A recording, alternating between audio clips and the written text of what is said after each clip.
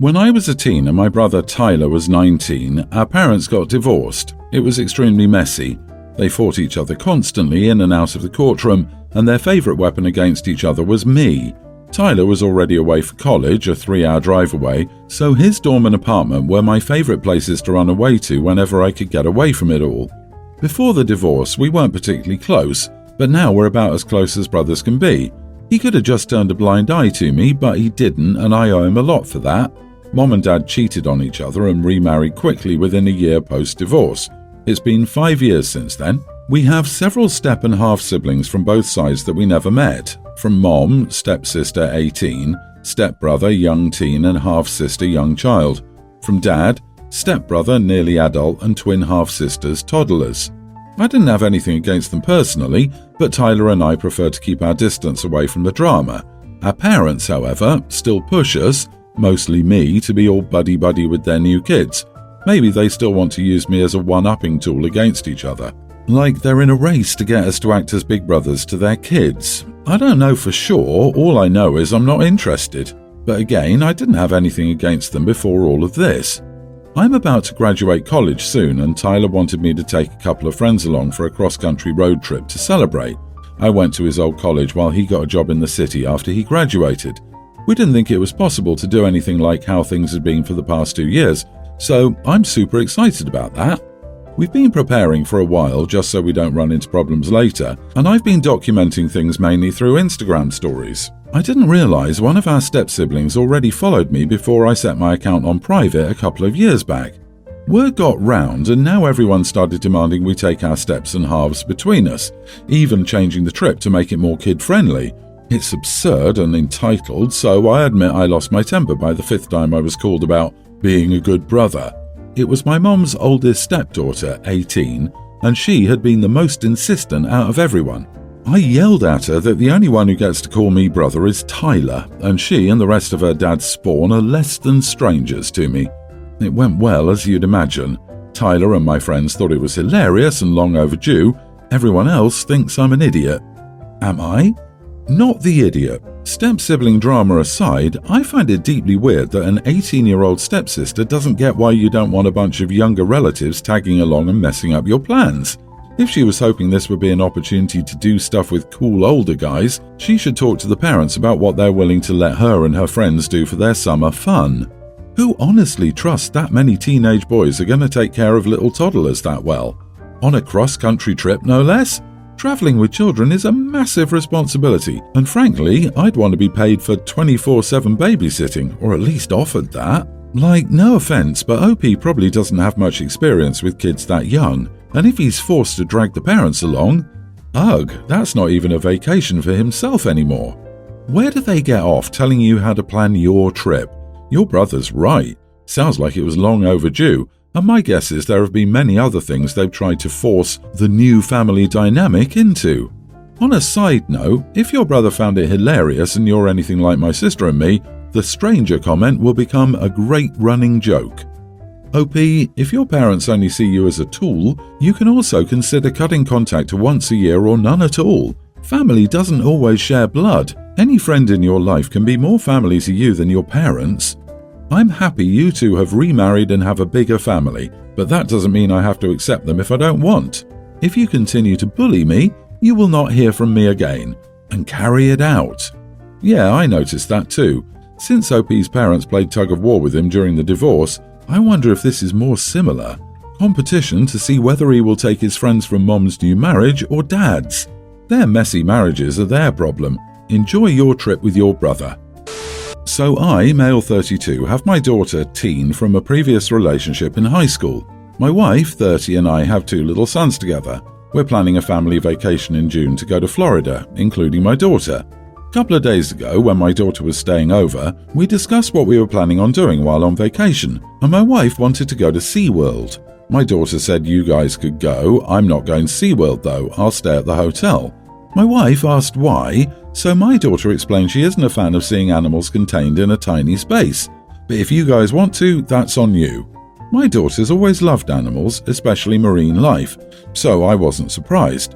I know she watched documentaries on SeaWorld.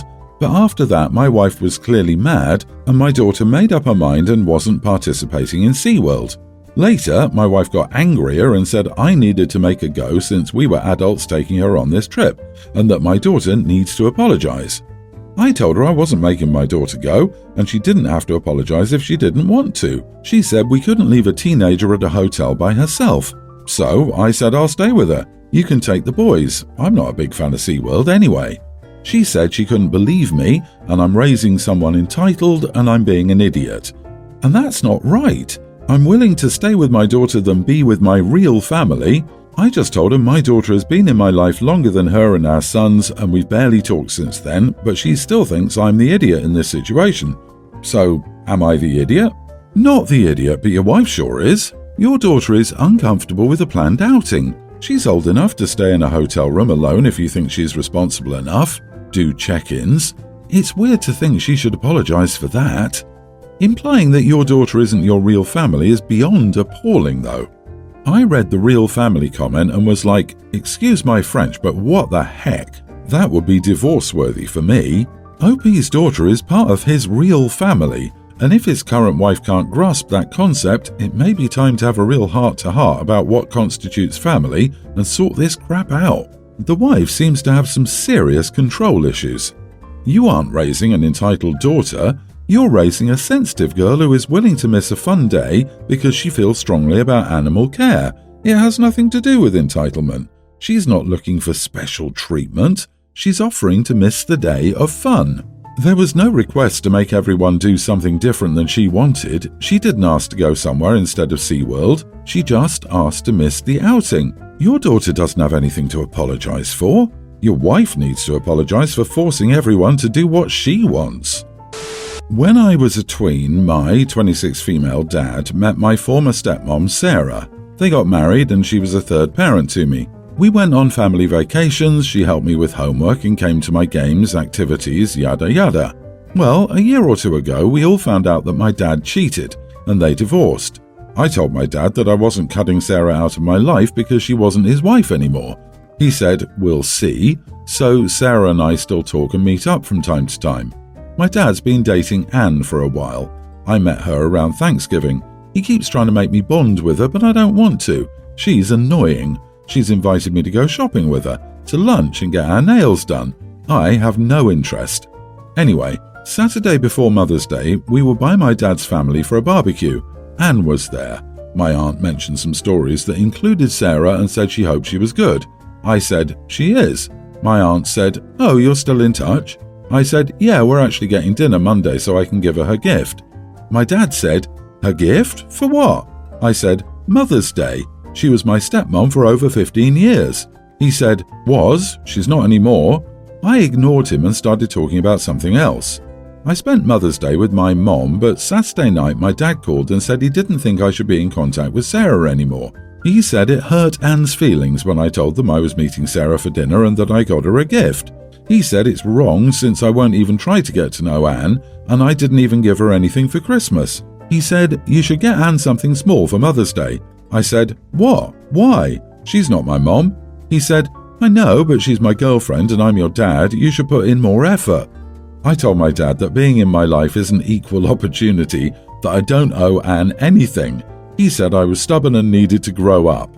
Me not getting to know Anne has nothing to do with Sarah. It's because before my dad met Sarah, his girlfriends were weirdos. One acted like she and I were instant besties. One apparently called my mom and wanted to be her bestie, found her number at my dad's house or something, and one kept trying to get me to be a girly girl and wear dresses and stuff. He'd only stay with them a few months and then find a new girlfriend.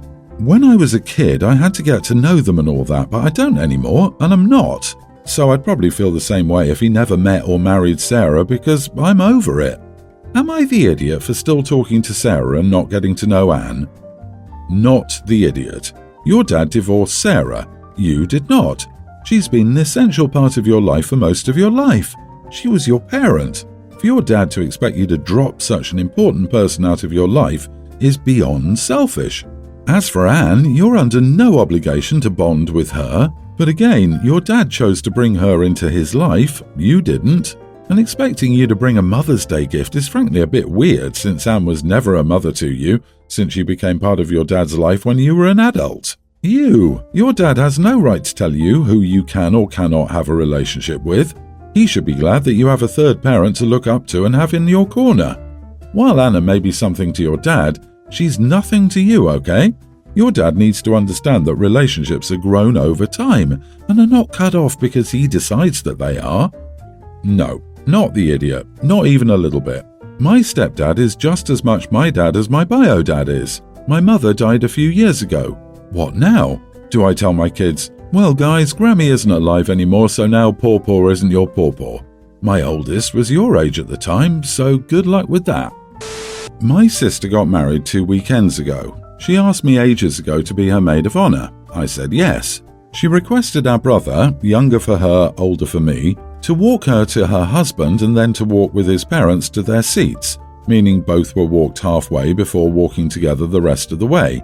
He said yes also. When my dad and stepmom heard about my sister's request for my brother and me, they told us we should say no. The reason being our sister did not include or invite our step or half siblings to the wedding. We're not sure whether she invited our dad, but regardless, neither he nor our stepmom was there. They believe sister is an idiot for excluding the other siblings from the wedding. We were all in the same home for a large chunk of our childhoods, and once the marriage happened, we lived together 100%, since our other parents were dead on both sides, and the fact they all love her and she never returned that love. They said we betrayed our other siblings. We chose to let them know they're not as important or real siblings to us. I feel like it's an overreaction, but I was called an idiot for being her maid of honor. My brother was called one for walking her down the aisle. Am I the idiot? Not the idiot. Her wedding, her guest list. You and your brother supported her because you get along and have a good relationship with her, hence your roles in her wedding. So you shouldn't be criticized for it. I agree with you regarding your siblings taking it up with her instead of blaming you and your brother. They're trying to put you two in the middle of all of this, which isn't fair to you both. Your parents will have to realize eventually that you can't save relationships that aren't there to begin with. Not everyone in a blended family will be cool with the concept, even if that's technically how it should work. It's also just punishing the half-siblings for trying to force their invitation because they likely have the same dislike for her as she does for them. Ask your dad if he thinks he has a right to dictate who the happy couple could have asked along on the honeymoon too. And I have to love the logic that states, the best way to stop my daughter from alienating her step-siblings is to expect my children to alienate her in return. That never works.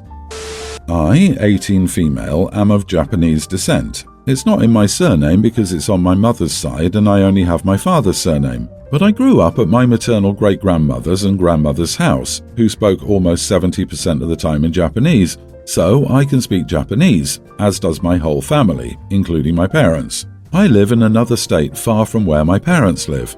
I've been dating Lara, 19 female, for 5 months. She's also a descendant, but she has Asian traits, unlike me. She knows I'm of Japanese descent, but we never talked about whether I speak or not. She never asked, and I never commented. It's been about 2 months since I've had lunch every 2 weeks at her parents' house where she lives, both of whom are of Japanese descent, and a funny thing always happened. They would say in Japanese some things like, "Go make the bed," "The dishes for lunch are yours," to the parts that spoke badly of me, "She didn't eat everything on her plate," or "Strange way to dress." My girlfriend used to scold her parents in Japanese, and this has been the case for the last 2 months. I'm not necessarily offended, but I find it extremely funny that they think I don't know and talk about everything in Japanese, thinking I'm lost in the conversation. It is worth mentioning that they keep the conversation 97% of the time in Portuguese. My parents came over this weekend and Lara's parents insisted that we go to their house so they could get to know each other. At some point, my mother had to leave the table to talk to my grandmother, and when she came back, she said in Japanese, "Your grandmother sent a kiss," and I replied, "Send one of mine to her later." I know Lara and her parents were surprised, but they didn't comment, and dinner stayed that way for the rest of the night. After I dropped my parents off at the hotel, Lara asked to call me via video call.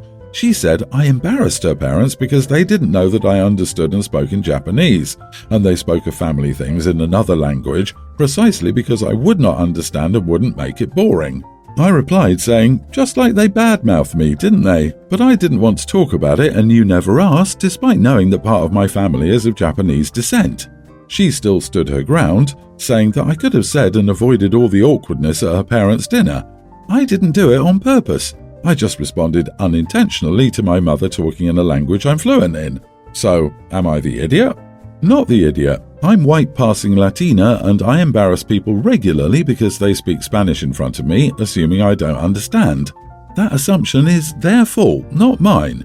They should be embarrassed if they're going to badmouth you within earshot. Disappointed your girlfriend isn't defending you, though.